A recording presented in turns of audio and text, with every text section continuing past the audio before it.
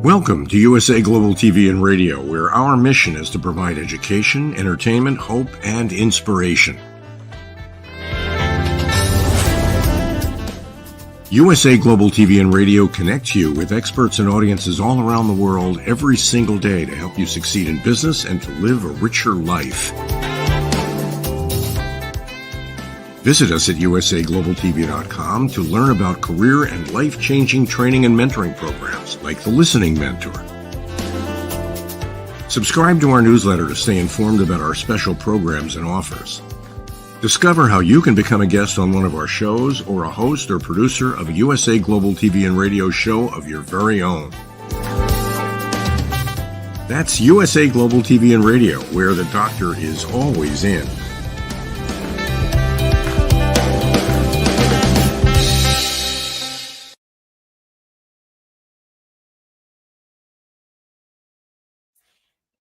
Welcome, everyone, to the Mallorca Connection here on USA Global TV and Radio.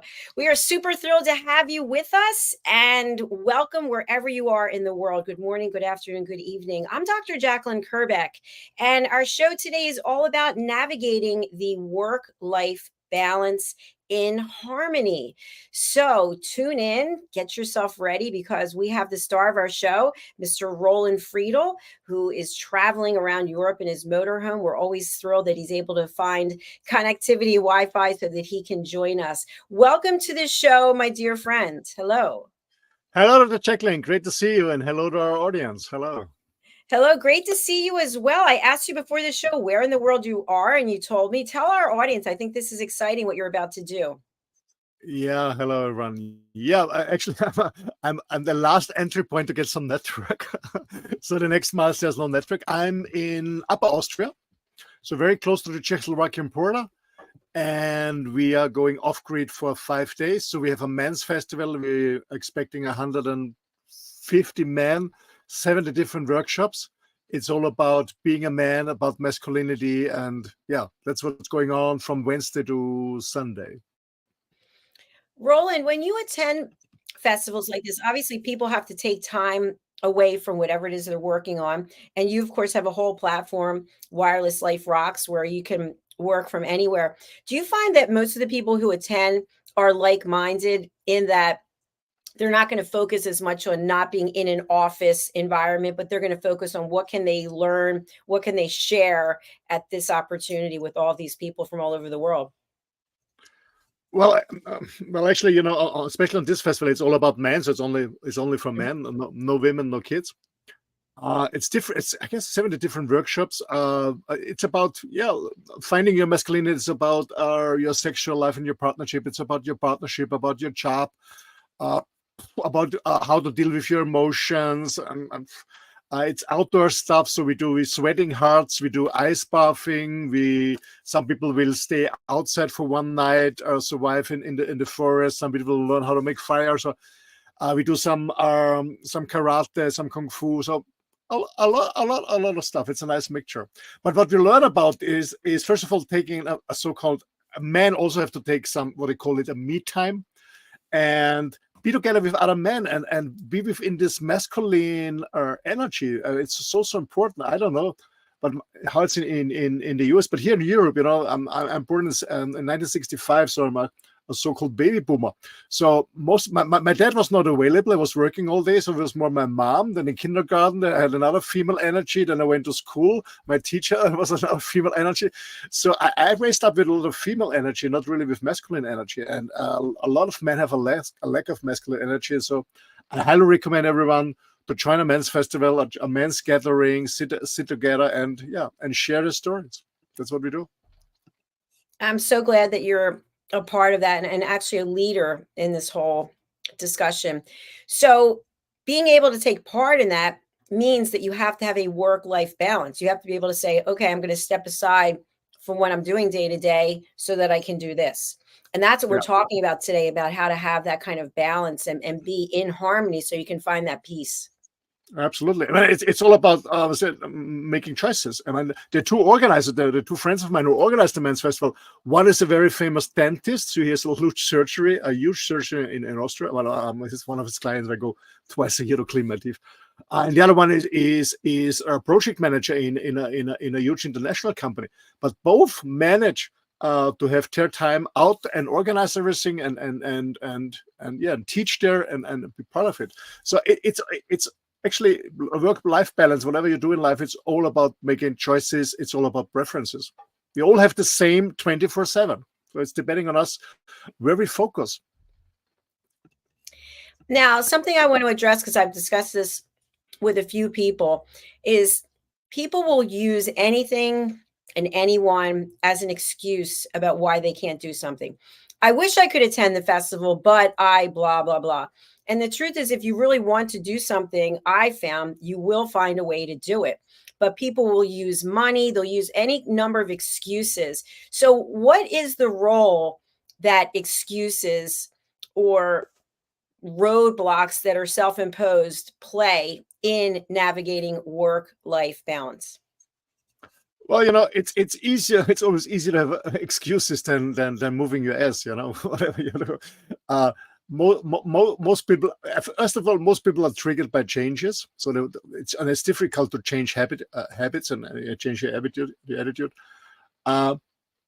Well, as I said, it's easy to have an excuse instead of doing something and go to action. And I hear it many times, but to be honest, less and less, because I avoid people like that. I don't like this energy. I don't like this energy from people like that. And we all know we are the result of the people that we surround. We spend time together. So I almost have no people around me who live by excuses. I cannot stand it. I cannot hear it. I cannot stand it. So I get rid of these people, because this is energy suckers. I'm sorry. I think they call them vampires. Yeah. Energy vampires. Roland, you have made an incredible number of choices in your life that have led you to where you are today. And you've owned multiple businesses. You have been coaching corporations that are at the highest level. They're global, world-renowned companies.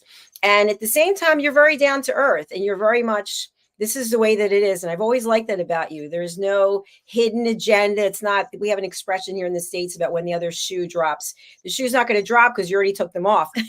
This is what's going on. And I really admire that. Have you been like this your whole life?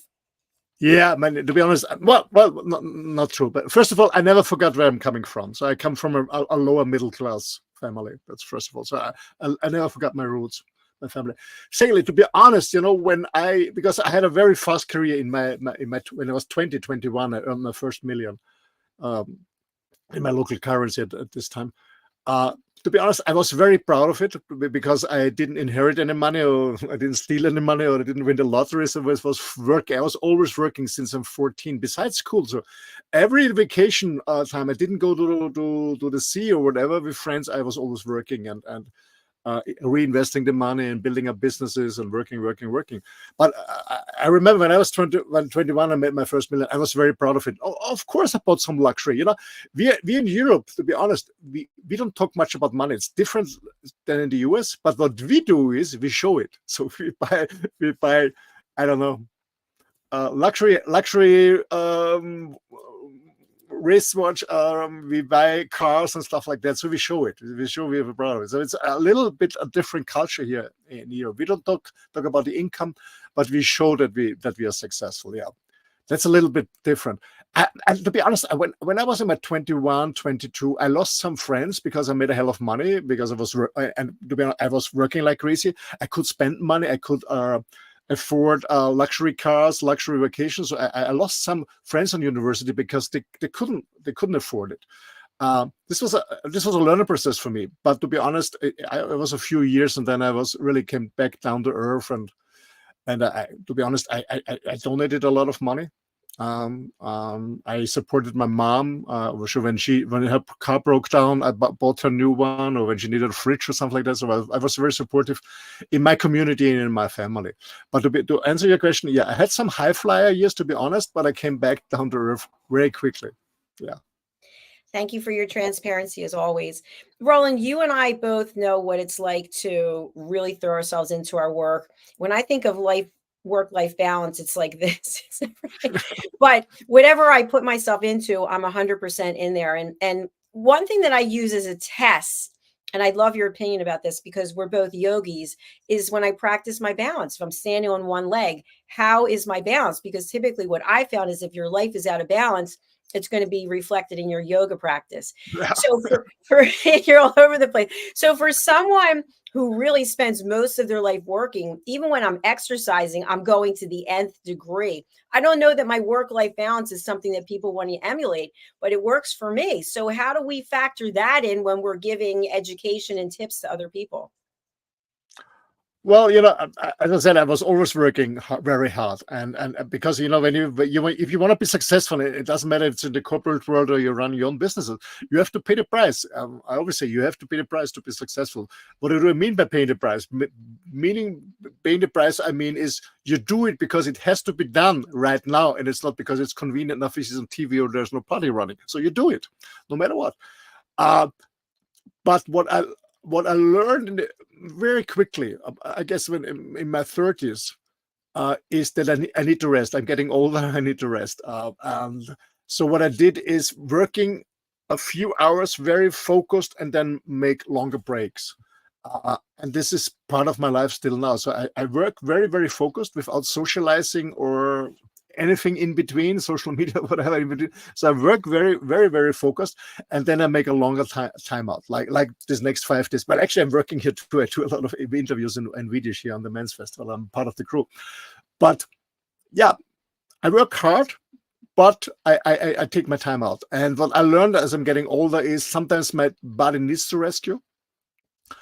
And then I give it a break, because I know when I don't give my body a break, I make more mistakes. And this is not very helpful in the business. So I make a break, and then I continue the next day or maybe 2 days later, very, very focused. And this is my learning, instead of keep going and pushing yourself very tired. And I learned that I make more failures, more mistakes. So I said, no, I stop it right now. I get my rest. I do whatever I want. And then I come back to business. And the other thing is what you mentioned, Dr. Jacalyn, in your leisure time. When I was younger, I was working hard, and in my leisure time, I was a stupid guy, working out hard, running marathons like crazy. And then I had a very bad accident. So a car hit me, and I was 6 months in hospital. And actually afterwards, I finished another 2 marathons, very, very bad time, a lot of pain. But what I learned is, I just walk and run for pleasure. It's not about speeding. It's not about for any results or any competition. I just do sports right now just for fun, and without any goal. I just walk my dog in the forest without any goal. I jog around, I run around, I do my workout, but I'm not very competitive anymore in my sport. I mean, it doesn't make sense anymore for me. So I do it because it feels good, but I give my body the time and it needs, and I become 60 this year, so it's getting slower. So, but again, I take my time out and I need time to relax. I appreciate that. And as you know, and our audience probably knows that I'm a little bit older than you. So I'm a little bit ahead looking back. And what I appreciate about what you just shared is you do have to listen to your body, because your body will tell you. And I think when we're younger, we think, oh, I'll just get over this. You know, I've had this wrist injury. I think it's 6 months now, and it doesn't seem to be getting any better. So I do things in a different way so that I'm not going to aggravate the wrist, because the younger me would have said, you know what, I'm going to still do push-ups. And no, I can't do that because of the pain. So this is 2 risks. I don't want to be giving one up. One thing that I have noticed is, and I'd love to have you share if this happens to you, because I do post on social media quite a bit, people will reach out and they'll either say, wow, you're so strong, or you're really inspiring me, I love it. And other people will say, don't you think you should ... And at first I was kind of taken aback by some of these people that I don't know just reaching out. And then I realized that what I'm doing is upsetting them in some way, because it's a reflection of what they are or are not doing. So they decide that they're going to call me out on something because there's something that's lacking in their own life, right? Absolutely, man. Absolutely, jacalyn. Yeah. So, I remember when I did this marathons, or even this 24 hours runs. Sometimes people ask me, or friends ask me, not close friends, but friends ask me, why are you doing this? And I said, because I can. I trained for it. I can. I can. I'm not sitting on the sofa like you and having I don't know, potato chips or something. I can, because I work out, I train, I love what I'm doing. I can. I'm fit. That's why I'm doing it. I won't do it if I can't do it. Yeah. So the point is that they can't do it because they don't want to do it, and so now they're looking at you doing it, and it's bothering them. Yeah. What is that called? Sorry? What is that called? Transference? Yeah, I don't know the English terms, but you know what? I remember when I did. I mentioned I had a very, very bad accident. I was 6 months in hospital, and I was not conscious. I lost everything. I couldn't see, I couldn't hear, I couldn't smell. Everything was gone for a few days, and then it came back slowly. And after 6 months in hospital, I had a rehabilitation, and then I trained. I went for a half marathon, and then I did a marathon in Vienna without any training. And it was a bad time. It was 4 hours something. It was not fast. And I came back, and it was very painful. And my neighbor, he said, "What was your time?" And I said, "This and this and this." And I said, "Oh, this is really bad." And I said, "Hey, I'm faster than you because you're just sitting on a sofa. So what's your feedback? What's your critics? how you criticize myself sitting on the sofa?" I did it with a lot of pain. So, but yeah, it's it's for people, it's always easier to put somebody else down instead of doing their own shit. But to be honest, I don't listen to these people anymore. I do my stuff, and who wants to go with me, I'm fine. If not, I'm fine too. But I give a fucking shit. I love how you just put it out there. One question I get, of course, we're talking about navigating work-life balance. This is why I'm bringing this up. But one comment I've gotten from people is, and again, unsolicited, you're supposed to rest your body 1 day a week. Why aren't you doing this? And then my comment is, what's it to you? What is it to you about what I'm doing or not doing? Because obviously I don't even know you, but why is it that it's bothering you?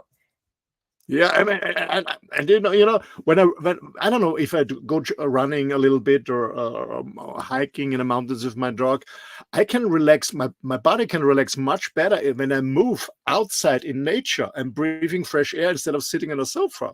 So the air is better, and movement is also better. And I don't have any back pain because I'm moving almost all the time.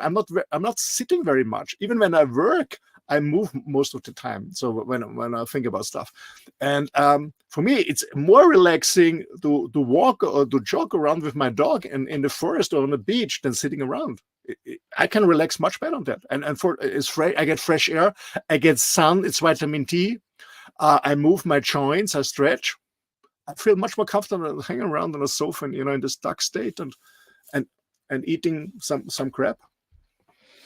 Well, as I've told you before, you look great. You've got great energy and you find a way to make it happen. You and I have known each other, I think, 3 years now. And when you decided to go on your travels, you could have easily said, hey, you know what? This is not going to work for me anymore. But you found a way to make it work. And you go out of your way to find places where they have Wi Fi, where you can get a connection. Sometimes there's been major storms. I mean, one time your Rolex was stolen from you right before the show started. And you were like, yeah, I'm doing the show anyway. So I just really admire that. And I want people who are watching or listening to think about what is the story that you're telling yourself and how do you break that pattern, because Roland is out there as really a I don't want to say a pioneer, because you've been doing it for so long, you're an expert. And if you can do it with all the things that you've overcome, I want other people to realize they can do it too. They just have to want to do it and take action. Yeah, it's all about I should be honest. I mean, sometimes I'm also have anxieties and I'm self-doubt, and I say, is this the right way what I'm doing? And of course I do, but it doesn't stop me. That's the difference. Some people call me crazy what I'm doing. I said, no, I'm just doing things that you would love to do if you haven't been so scared. And I say I'm not a brave person or something like that. I also have some my issues, but they can't stop me. At the end, it's all about controlling your emotions. It's not suppressing. It's not a suppressing your emotion, but controlling your emotion. The question is, are your emotions controlling you, or are you in control of your emotion? That's all you have to ask. That's all. That's what I learned in my only years, by the way, by Tony Robbins and this US coaching guy. It's all about controlling your emotions. But again, it's not suppressing your emotions. It's just being in control of your emotions. Because sometimes, your body says, no, I don't want to do this. I don't want to do this. It's just, I don't know. It's so cozy to sit in the sofa or watch TV or whatever it is. Or you just move your ass and work out or do your business or whatever it is. It's all about making choices. And we all have challenges. We are all distracted. Everyone is distracted. The question is, how do you react on that? And that's the choice that we are doing every day. Every single day, we have to make new choices.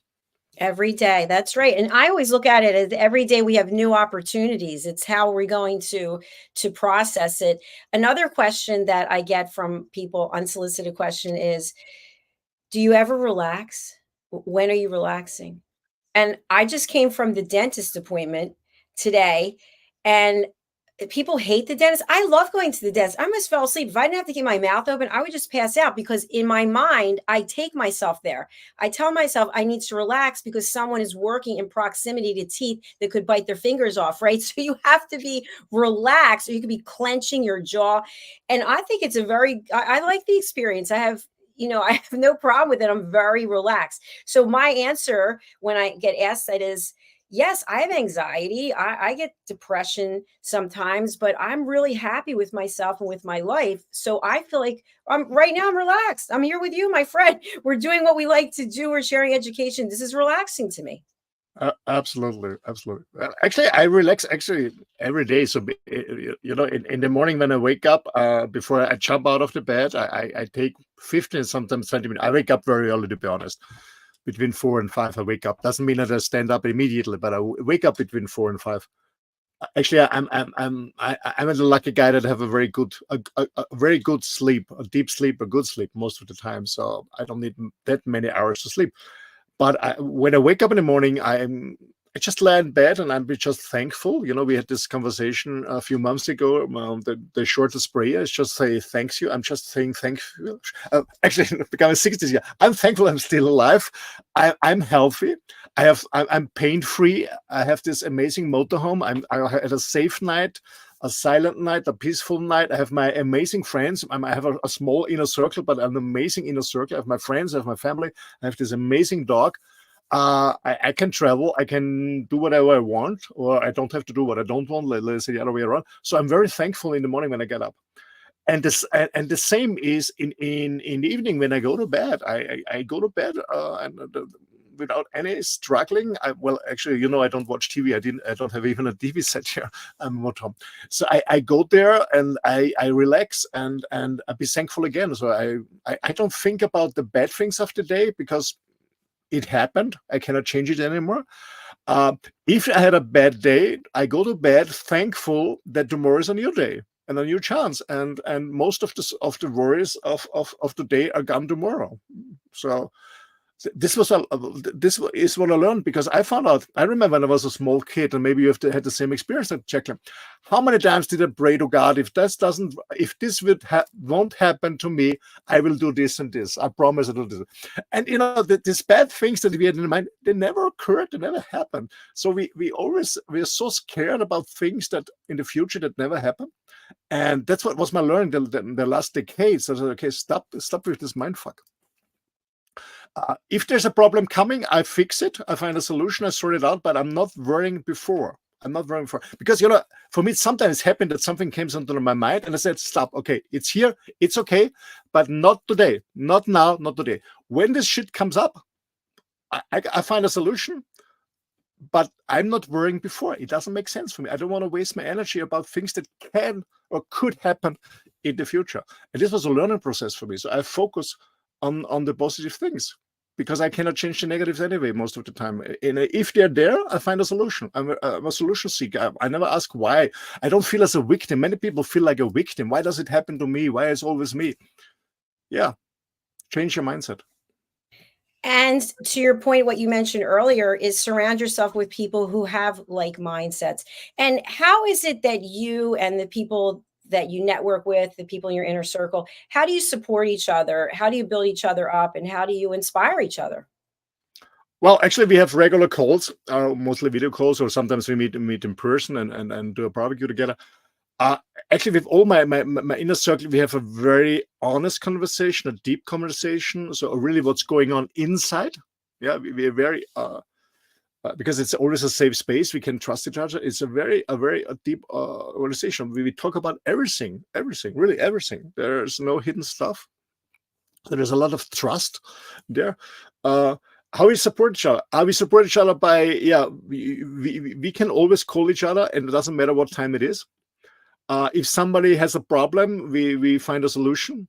If somebody needs money, there's always somebody who says, okay, you have $5,000 or $10,000. Pay me back whenever you can, but don't worry. I know that you will pay back. So I did it to friends. Friends did it to me when I was short of money. They gave money to me without any issues and said, hey, don't worry. I know that you're going to pay back. So we support each other with everything that we need. Everything that we need, with words, but mostly with actions. That's more important. I really applaud you for that, and for your inner circle. That's really inspiring. What do you think is the role when we navigate work-life balance? What is the role of competition? Do we embrace competition? Do we shy away from it? Well, I mean, when you're in a business, I mean, competition is okay, of course, in a certain way, but especially when you open in a certain business in a certain area in a certain market. If there's no competition, maybe you're in the wrong market, because it's not a business, but otherwise somebody would be there in the market. So for me, competition is good, but I don't compare with my competitors. I set my goals, and at the end of the day, at the end of the month, at the end of the year, when I do my review processes, I just make a review. Did I come closer to my goals to reach them? Yes or no? I don't look at competitors. I never compare with other people. I'm not jealous about anybody else or stuff like that. I compare with my own goals, the goals I set, and did I reach them? What went well? What was wrong? Maybe I have to adapt something. But I'm not comparing with other people, with other persons. Never ever. It doesn't make any sense. So what advice would you give to people? Let's say they're starting out with a new business and they really haven't done a lot of research. They just think, hey, I got a great product, I've got a great service, and I feel like there's a place for this. So I'm going to take all my time. I'm going to throw myself into this business because that's what's required. And I'm going to tell my family, hey, I'll see you on Sunday. I remember we had this conversation in the past. Well, the point is, what my advice is, it depends. When when you don't have kids and family, when you're not responsible for small kids for your family, you can do whatever you want. You can go 100% in and say, okay, I live in a garage. I don't have to eat much, and I focus full on my business, going full in. That's the best way you can do it. But if you have a family and you're responsible for your partner who's not working and your kids, then it's a little bit different. Then you need a plan how to build up your business. Maybe you can do it part-time, or if you want to go full-time, is make clear that you have at least, depending on the business you're in, but at least you have for 9 to 18 months the money that you can settle your bills, because it takes some time that there's a return on investment on the business. It depends, it's very particular on every person, what kind of business you're doing. But but in the beginning, momentum, full in if possible. And I remember when I started one of my business, I already had 2 kids. I have 3 of them now, but there were 2 kids at the moment. And I told my wife at this time, I want to do this business. Is it okay for you? She said yes. And I said, give me 5 years. Give me 5 years. I won't be at home much, even not mostly on the weekends, but give me 5 years. And she said, yes, I'm okay. So I had her commitment. Actually, it took me 3 years, so I was much faster. This was really cool. But I wasn't, to be honest, I wasn't home very much, but I was fully focused on my business. And then I had more time. And after these 3 years, we had one day, I remember every Wednesday, I went home for lunch. So I had a lunch with the mom of my boys, my ex-wife. So we had certain rituals, to have our own time. We had a lunch in a nice restaurant every Wednesday, and afterwards we went to a nice cafe, because at the time we have been in Vienna, living in Vienna, we had nice cafes. So we did stuff like that, and then more and more and more and more, I had more time for vacation, a little bit more. But what was a learning what was a learning point for me is when I was home, I really be absolutely present. So not taking any phone, any business calls, because in the beginning I always believe it's so important to pick up every phone. So when I was home, I learned to be 100% at home, 100% present, because otherwise my kids have been pissed off, because small kids, they don't understand. You're at home, but not present. So I was focusing on my work, really working many hours, but when I was home, I was just 100% home and present. That's a learning point. But again, but to be honest, in my early years, I didn't think about a work-life balance. I just was pushing my business. I was pushing myself. I know it was not the healthiest way, to be honest. Even when I get sick, I didn't stay at home. So I was pushing myself and go further and further and further, and working. It was not the healthiest way, but luckily it had no negative impacts in all the other years. But because I was coaching a young guy, he went to come to me and I said, hey, can you coach me? And he was always talking about the work-life balance. I said, yeah, that's fine, but first of all, you have to move your ass, build up your business first, and then we talk about the work-life balance. Yeah, slowly. But in the beginning, for me, business was first, after all, first. And then family, and then myself, and then you're getting older and the business is running, then family is first, then business, then myself. Now it's me first, because my kids are all grown up. It's me first in my business. And right now, I have the luxury that I only take projects I only accept projects that fit into my lifestyle, not the other way around. So I have less money than in my early years, for sure, but I have a more happy life, a more balanced life, because I still love to work, but I have to fit into my lifestyle and not the other way around. And I really commend you on that, because many times I know people have just broken. They've crumbled under the pressure because they can't make a stand and then move forward with it, because the people in their life are pulling and pleading and yelling and screaming. I know even for me personally, I don't have a significant other, I don't have any children, but I think some people have expectations that I should be working less. And I know what it takes. To your point, you have a window of time. And especially when you have people in your team who are counting on you to continue to grow and give them new opportunities, that to me is the priority. And I just so happen to love what it is I'm doing. So people will say, why don't you ever go to the beach? You're only how far away from the beach? Because I'm not interested in the beach. Still going to be there. I mean, I'll go there at some point, but right now I'm behind the green screen. This is what I'm doing, and I love it. So my question, again, it comes back to the same thing. People are throwing rocks when they don't need to. Instead of throwing the rocks, why don't you look in your own house and see, hey, what can I do here in this house, instead of trying to break someone else's? As I said before, like the Jacalyn, it's easier for many people to pull somebody down instead of doing their own stuff. But yeah, people don't understand it. And I'm traveling now, living and working and traveling in my motorhome since more than 2 years now. And most people ask me, "Hey, you always on vacation?" I said, "No, I'm not on vacation. I just my house is rolling or my apartment is rolling, but I still work. I still do my stuff like I always do. The only thing is, my house is moving or my apartment is moving. It has wheels, has 6 wheels, and I can move my house or my apartment wherever I want and work from there. So right now I'm here in a mountain area, in a beautiful forest area. Soon I will be on in the North Beach. I go to Scandinavia, but I'm still working. It's not for me. It's not. I wouldn't say a vacation because I don't need a vacation, to be honest, because I love what I'm doing. But I found my spots. I find my time where I make a break and then I make a long dog walk with my dog. Last winter in Sicily, in Italy. This summer it will be in Norway and Sweden. So I love this combination. I don't need a vacation like most people is because most people. I know it's very general, but I know it from many people I know is they're working like crazy and then they escape for 2 or 3 weeks in a luxury store or something just to escape from home, escape from their business or whatever. I'm not running away. I love what I'm doing, and like you do, Dr. Jacalyn. We love what we're doing. We don't have to run away. And what you've mentioned before, and really, I carry that with me every day. Wherever you run to, your problems and your challenges come with you. You can't run away from them.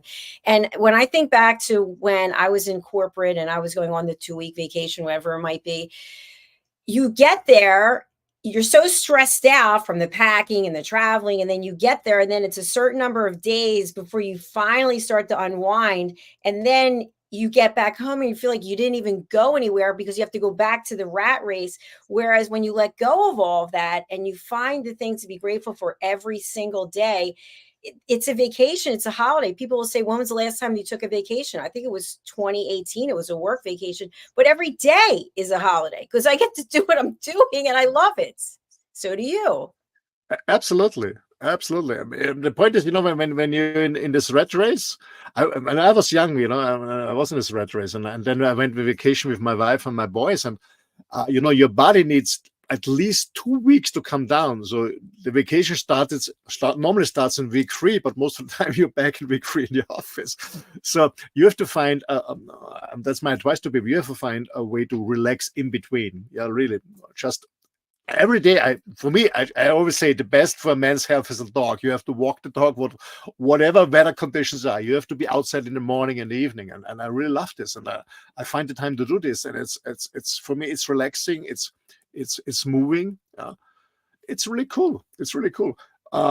And I also, most people go for lunch or for something. Sometimes I do a small lunch, but mostly I try to avoid lunch, and I do some half-an-hour workout in between. So I give an example, when I facilitate trainings for a company, mostly in a hotel, when the delegates go for lunch, I work out half an hour and then have a quick small salad or a small lunch or something like that. So I always find a spot to work out a little bit, to be in fresh air. There's always options. It's not about going away for 5-6 hours. But always in between the small breaks that for me, they're very helpful. And once or twice a month, I go to a spa. I go to a sauna, a steam bar for 3 hours, not longer, not the whole day, but just in the evening. I know how it's in the US, but here they open until 10 p.m., 11 p.m. So I ended there at 6 p.m. after work, and I relax for 3 hours, really. This hot air, the steam bath, maybe going for a massage or something. And then I go immediately to bed. And I sleep like a baby until 4 or 5 in the morning. And then I'm just newborn in the morning. That's what I do. Well, you have this glow about you and this positive energy. So I really appreciate what you shared today. And I hope what people will think about is whether I'm going to use the word chain. We feel chained to something, we're chained to our job, or we're chained to our circle of friends, and whatever it might be, we know if it's not serving us, we just have to figure out when we're going to let go and have a plan. So if you want to leave your corporate job or you want to leave whatever it is that you're doing, have a plan. Come up with a plan, and maybe you get a side gig and you subsidize yourself for a certain amount of time, and then you decide by this date I'm moving on. If you have a business that's not doing well, Roland, how long should a person continue at the business if it's not doing well? Well, normally it's depending, it's depending if you start your business in a crisis, maybe you have to take a longer break. For example, when you started in 2008, was really not a challenging time, or when you started in 2020, it was a challenging time too. You cannot say it in general. It depends on the economic situation, on the market. It depends on the business you're in. But most people give up too early. That's one thing, or they're not willing to adapt. Sometimes you have to change the market, or you have to change your strategy, or you change your product. But I was reinventing myself so many times. I was selling different stuffs. I was doing different jobs because when something didn't work, after a while, when the horse is dead, you have to get off of it. It doesn't make sense to push it again. And you reinvent yourself and say, okay, what can I do next? What could be interesting in the market? What do people need? It's all about serving. It's all about serving your clients. How can you help your clients and add value to their life? That was always my thinking. I always think from a client's point of view. And when something is not working anymore because the time is over, then I do something different. And you get that spring back in your step so that you can't wait to get out there and do whatever it is that brings you joy. Roland, we've come to the end of this episode of the Mallorca Connection. By the way, I think this is episode 97 of this show. Do you believe it? Wow. Yeah, it's almost crazy. 100. I know, almost 100. And of course, you do other shows here with me. You did Talking Heads. There must be 100 and some of that. I don't even remember. But we've got our next show coming up after this. How can people reach out to you? You have your own platform where you're interviewing people. How can they get to be a guest, and how can they hire you? Well, to my own platform, you have to speak German. That's one thing, because my own platform, Roland Media on YouTube, is your German-speaking platform. That's one thing. So if you're German, you're more than welcome to check it out and contact me. Well, the best way to contact me is send me an email. It's office@roland-friedl.com, my name. Sorry, how can I help people? I have a lot of experience in the corporate world. I have been facilitating trainings and consultings for almost 3 decades for huge companies like Xerox, OpenText, and other big players in the world. I was traveling all over the globe for consulting them in management and leadership and sales strategic stuff like that. There's a huge experience. And I support startups. Right now, hopefully, I'm in a conversation with Lufthansa, this big German airline. They ask me if I can support them build up community, stuff like that. So I have a lot of experience in different areas. But to be honest, you don't have to have an issue to call me or send me an email. So just get in contact with me. It's all about networking, caring, and sharing how we can support each other. You're more than welcome. And if you want to have the same crazy lifestyle, maybe you're thinking about working remotely or traveling more, if it's a motorhome or on the boat or I don't know, in co-working places, you're more than welcome. Thank you, Roland. I really appreciate you. Appreciate you being here. And you and I will be back very shortly for our next show. So stay tuned. Wherever you are, please go to our YouTube channel. We are on many platforms, but go to YouTube and subscribe, USA Global TV and Radio, because we get a real good count of who's watching, how long, and from where. And that really helps us when we're doing our programming. So we're going to sign off for right now, and we're going to go over to our sponsors, and we'll be back shortly. Bye. Thank you, everybody. Thank you for joining us, and thank you for recommending us. Bye-bye. Thank you. Bye.